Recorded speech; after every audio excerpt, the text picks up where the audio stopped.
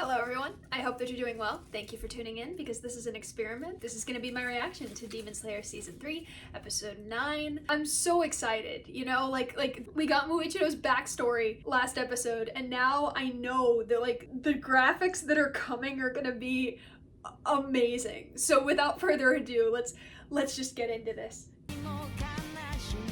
Oh wow, the lyrics go so well with the actual intro, what we're being shown, the imagery. The blaze in my heart. Set your heart ablaze.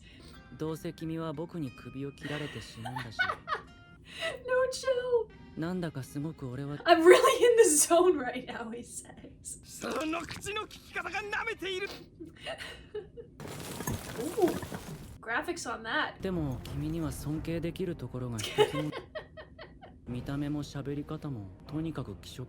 Thank you, I agree. You look gross. No, you're gross. Objectively, by everyone.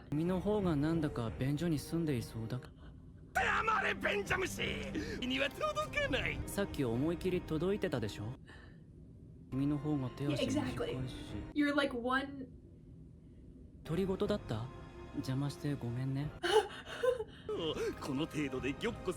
Yeah, obviously, because he's responding. He has to have the last word.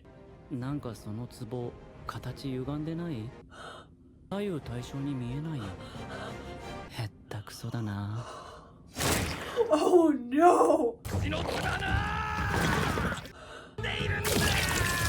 Oh my gosh!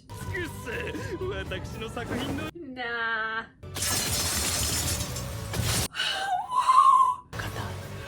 Oh my gosh! I remember that from the manga. Of course. He's descended from the sun breathers. No, stop being optimistic. Okay, what's... Oh. So he scatters it. Wow. He's so smart. He knows that his stoic personality is like the exact opposite of what Gyokko wants if he's using it. Oh wow, I forgot about that too. Oh wow, okay, here we go. Sure. He goes to sure.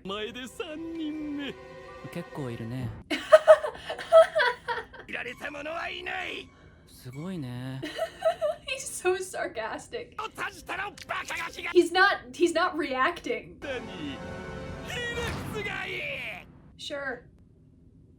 Yeah, nothing. Nothing. He's just like, I'll take it.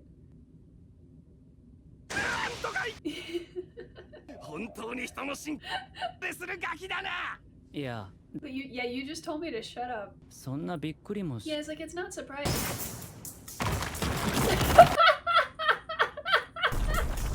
And now they've switched places. I keep thinking he's blind because his eyes are here. I keep looking here. You narcissistic. He's not trembling. He just doesn't care.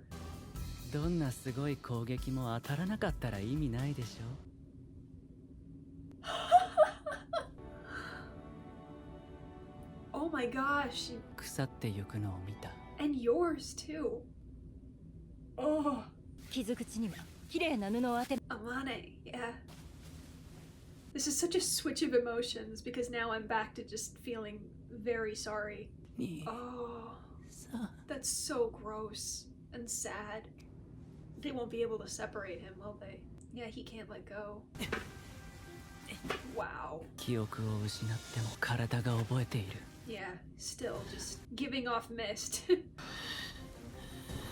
Yeah, there's no light in his eyes. Oh, that... Wow! They're not illogical. They're just not landing. And your laws of nature are what? Just the moving with a pot?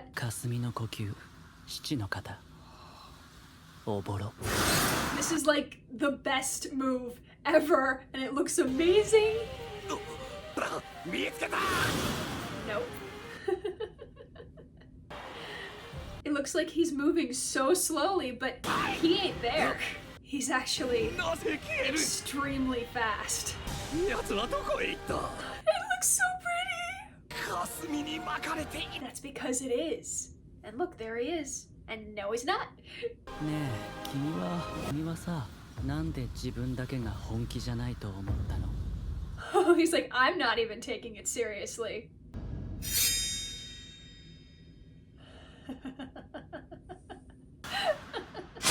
That's it for you. You're done. You're done. Oh, you haven't even realized what's happened? Oh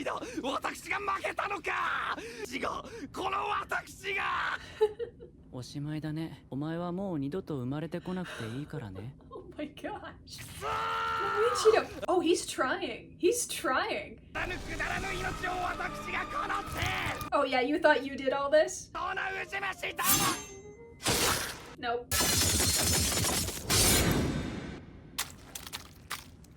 Look at what he did. Look at what he did. Manga readers, are you seeing this? I forgot that was how he killed him. Hold on a minute.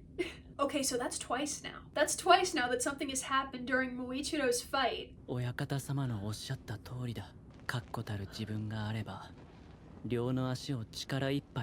That's right, yeah.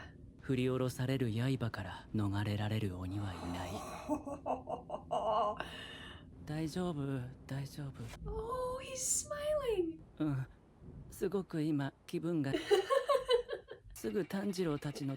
No, now that the mark has disappeared, you're poisoned.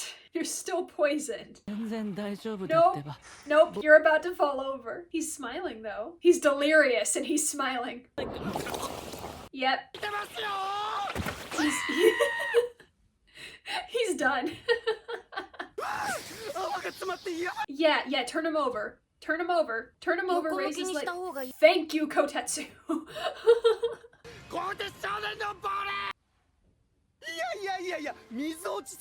He's about to die. He's about to die. Stop. Wow, and you're just fine.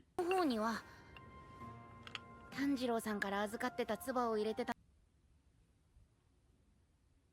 新しい刀につけてほしいって言われてたんですよ。Goku saved him. 柱として共に頑張ろう。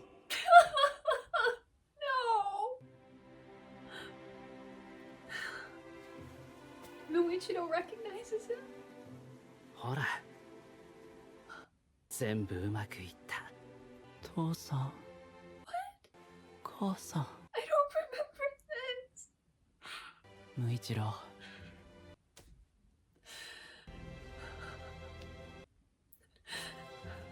The kid goes, stop. 頑張ったな。兄さん。I don't remember this happening. I think I would have been prepared. ありがとう。Oh, and we're right back to okay. I have no room to just be overcome. Okay, fine. I will say that Hantengu's theme, the chanting, is actually really surreal, and I like it a lot. Oh, each of the heads have the same power as the other emotions? That's cool. I remember almost nothing about this fight, so I'll be going in kind of blind.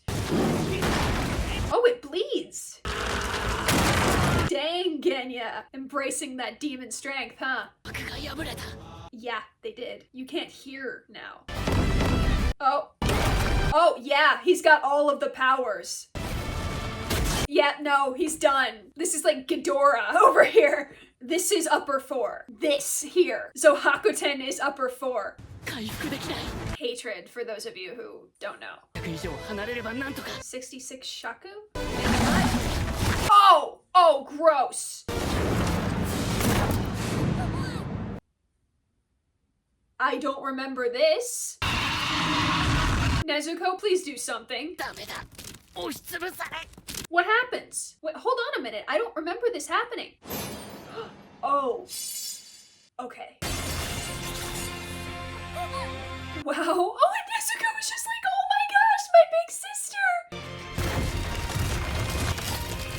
Dang. And that's why she's a Hashira. 柱か Yeah. You could tell immediately. ごめんね遅れちゃってギリギリだったね That was amazing, Kanroji. 出ていいよ頑張ったね Aw.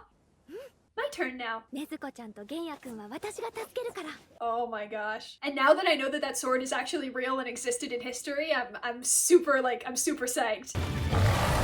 All right, let's see you, Mitsuri. 上限です上限の Oh, I think she knows. Just like Zohakuten recognized her as a Hashira. I'm pretty sure she knows. Whoa!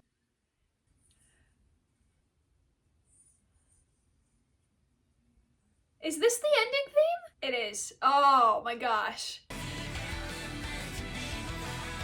So that was English, those first few lyrics. Ribbon dancer Mitsuri, Miss Breather Muichiro. One style is elegant, and one style deceives the mind. You know Muichiro's reasoning for being here. Mitsuri's reasoning will come up soon. At the end of the anime, I will explain why they are both so pivotal to Tanjiro's journey in sun breathing. ぶっ倒しちまえ分かったな千羽鶴 Yes, sir. Alright, well, how interesting. Okay, so there were a lot of conflicting emotions there. I cannot believe that I got fooled like that. I did totally think that Kotetsu was gonna die. But then he pulled out Rengoku's sword guard, and it was just like, oh my gosh! I completely forgot that happened. There are parts of the Swordsmith Village arc that I remember next to nothing about, and Kotetsu's like role in saving Muichiro's life was not in there at all. I thought that Muichiro was going to remember his backstory and then get out of there by himself. The fact that Kotetsu like not only saved Muichiro, but literally pulled out Rengoku's sword guard and went, you know, he wants this for his sword, and I'm like, see, this is it. I said this in the last Mugen Train arc episode, is that Rengoku was going to come back, and this is an example of that. Rengoku came back and saved Kotetsu's life from like beyond the grave, and Muichiro recognized the sword guard, remembered Rengoku, and just started crying. And then I started crying, because then like the words that his father said to him, you know, like doing kindness to someone will eventually like come back towards you and everything would be okay. So imagine the relief that Muichiro felt when he was like, oh my gosh, Kotetsu didn't get speared through the stomach, he's not dead, and Rengoku saved him. And then Yuichiro smiling, like, after his marks disappeared, of course, the poison started to take effect. He dropped to the ground and like I don't know if it was a state of delirium, his mom was there and his dad was there, and Yuichiro smiled at him and said, you did great. I mean, it's good when Muichiro realizes that his brother loved him this entire time. That's great, that's good, that's perfect. But actually hearing a kind word from him probably meant even more. And oh my gosh, and that gets me right here, man. To see Yuichiro actually be kind-hearted as well, meaning that Yuichiro was chosen. And I mean, there's some secret things that I can't explain right now about Muichiro's name and Yuichiro's name, like both of them, in a very specific way. Manga readers know what I'm talking about, but I can't explain why until honestly the second to last arc of the anime, the second to last arc of the story. Then I can explain it. And the fights, I want to like all of the fights in the second to last arc are going to be like hopefully the peak of all anime, like for me. I know now that I shouldn't second guess them so much, because I know that they're going to do amazing things. All right, anyway, we need to get back to the actual thing, and I'm so shell-shocked right now. But I will tell you that Mitsuri's fight against Zohakuten, I remember nothing about. Like, absolutely nothing. I will be going in almost as blind as an anime only. I mean, I completely forgot that the dragons could use the emotions powers. I completely forgot about that. I forgot that Tanjiro got swallowed. In fact, that was so new to me right now that I was like, did they add that in? But no, I guess, of course they didn't add it in. The Ufotable keeps to the manga. That shot of Muichiro, like going over Gyokko, like backflipping, that was a scene in the manga that when I read that, I was like, I cannot wait to see this animated. And I was right! It was beautiful animated! I loved it so much! Yeah, but let's talk about Mitsuri and all of that, and then we'll get back to Gyokko, Muichiro's fight. First of all, the theme that was playing in the background, I almost feel like it was like a quieter version of the ending, because I could recognize it, and it sounded so elegant, and like, it puts you at ease, sort of. Like, I have a feeling that Zohakuten was probably based off of some sort of figure in Japan, because again, with the chanting, I was like, this guy definitely has some sort of god complex, maybe. Oh, you know what? You know what I can do? I forgot about this. I can't say much about Hantengu, but I can say a lot about Gyokko. I can do that, because now he's dead. But we'll get to that. So Hantengu has dragons. King Ghidorah from the Godzilla movies. King Ghidorah can just fire lightning, but only one head can fire lightning. With the Zohakuten, the other ones have the screech and the fan. And I imagine at some point or another, we're going to get a bunch of spears from the Sadness Demon. Once I found out what her sword is based off of, I realized that like it's supposed to be flexible. And if you don't have complete mastery over it, you can cut yourself. A lot, because it's very light, and by itself it doesn't do much. It's all about the swing, all about how you swing this thing, and the force that a sword has to be strong by itself so it can slash, whereas with Mitsuri's sword it's so flexible that it doesn't really have any strength on its own. It's strong because it's in her hands. It's strong because she swings with such immense strength. Her love breathing is an incredibly physical art, and so when she waves that, like, that's not the sword being sharp enough to cut through the wood dragon. That is her own strength being strong enough to cut the wood demons. And I don't think that's even a spoiler at this point, because if there are people out there that know how the blade works, then it should stand as a testament to how strong Mitsuri is, because that's all her, and the blade's just sharp. She used it like the ribbon dancer in Kung Fu Panda 3. She literally wrapped one of the heads and like dragged it back and then did and stuff. So it's an incredibly versatile blade too. Like, I almost see Mitsuri's sword as less of a blade and more of a tool, because she uses it in such a versatile way. And yeah, I love Mitsuri's blade. I think it's epic. I love just seeing her backflipping against the moon. Like, she's so elegant, and really she's not just like this,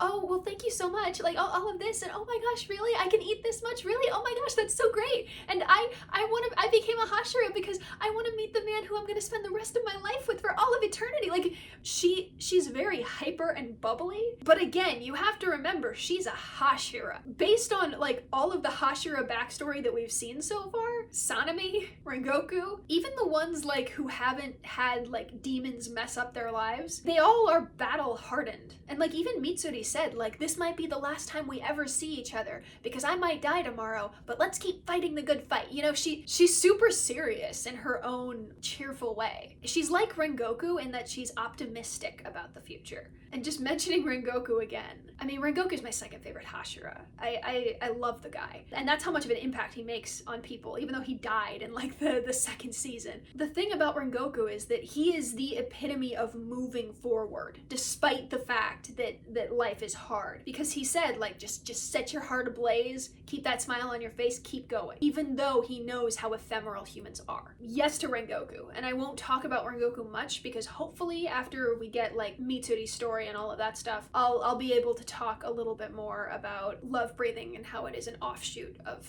flame breathing, which again, not a spoiler, that was in season 1.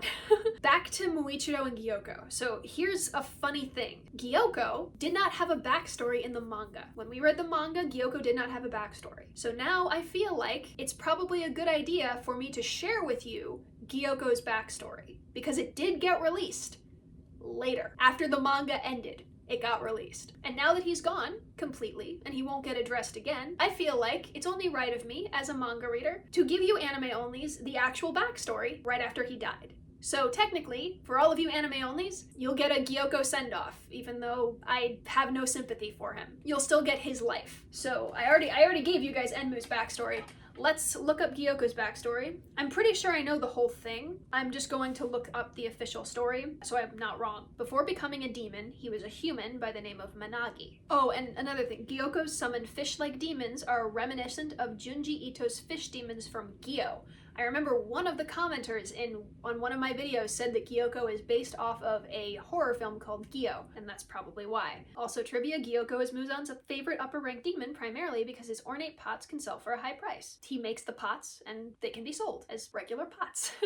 Apparently, in the second fan book, Gyokko was given a backstory. So I said he was a human named Managi. In the past, Managi lived alone on the outskirts of a fisherman village. His parents had passed away from a drowning incident, something that he was fascinated by and found beautiful when he saw their corpses.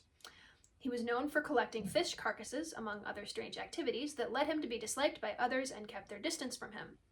At one point, a child approached and teased him, causing him to lash out and murder the child by stuffing them into a jar. The child's parents had found out and in a fit of rage proceeded to stab Managi and left him to die. He was eventually approached by Muzan and became his minion, turning him into the demon Gyokko that later became Upper 5. Since then, he would prey on the flesh of humans, specifically the younger ones, and modify his body to his very own liking. Ew. So now you know even more why I dislike this character. Dislike him very, very much. It's because he not only was a terrible being as a demon, he was a horrible human being who was just wrong in the head. You know, he was disgusting. If Gyokko's your favorite demon, just why?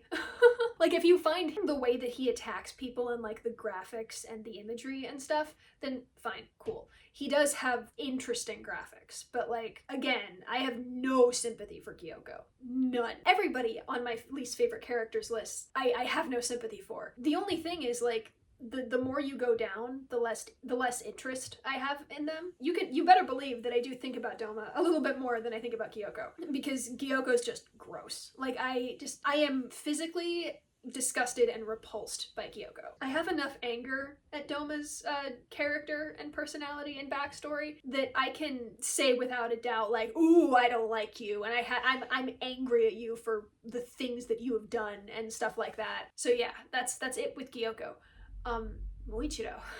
I basically said what I needed to about Muichiro just because he made me cry. But also just in the manga, again, you can't tell how Muichiro is talking. You hear Gyokko going, "Oh, you insensitive little brat." Uh-huh. "Oh, I'm going to kill you and make you one of my artworks." Sure. "Behold my final form." Really? That's amazing. I feel like it isn't until Muichiro just grins in that kind of creepy way that I feel like he's actually being sarcastic. Otherwise, he's just kind of thinking like, yeah, okay, huh, interesting. I can't tell if he's trying to show his admiration for Gyokko or if he's just, yeah, I just don't like you, so I'm just not going to give you anything. And the thing about Muichiro's stoicism and his indifference is that, first of all, that's just his personality. But I also think he's kind of laying it on thick just to get to Gyokko and make him rage and mess up. Not to mention, like, Gyokko's final form. I guess it's a little better because he has arms.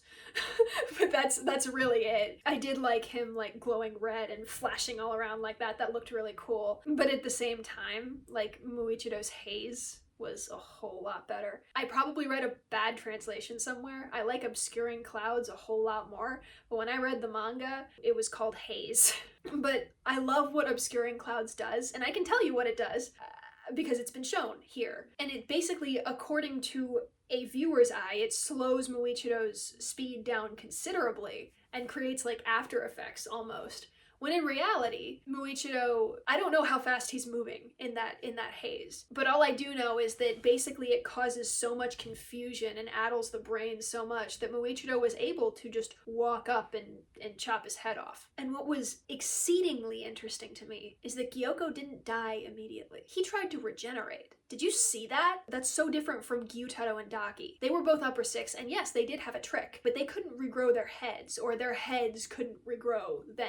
They had to be beheaded at the same time, and they were beheaded, and they couldn't try to regenerate, but they dissolved anyway. Gyokko almost looked like he could have succeeded there. He could have regenerated himself from his head if he had kept trying, but Muichiro didn't give him a second thought and instead chopped him into pieces, which, again, I can't say anything about that, but if you know, you know. That should show as a sign of, like, if Hantengu is defeated, he might try something and might be slightly more successful. If they manage to behead Zohakuten, he might just grow again. Because, again, Zohakuten's not the main body. That tiny, tiny little thing is.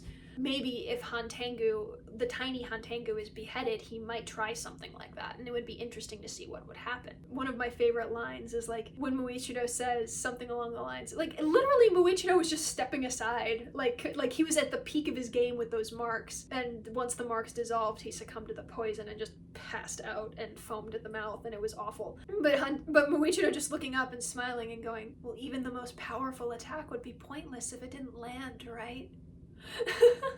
Dang, you're a savage, and I love that. But yeah, I mean, that's all I got. So be sure to like and comment and subscribe and ding the bell for notifications. You don't have to, but I am trying to make this a source of income for me, so it'd be super, super cool if you did. Comment below, tell me your theories, tell me your analyses, tell me everything. Just what you think of Mitsuri, what you think of Muichiro, all of it. And yeah, thank you so much for staying, and have a nice day.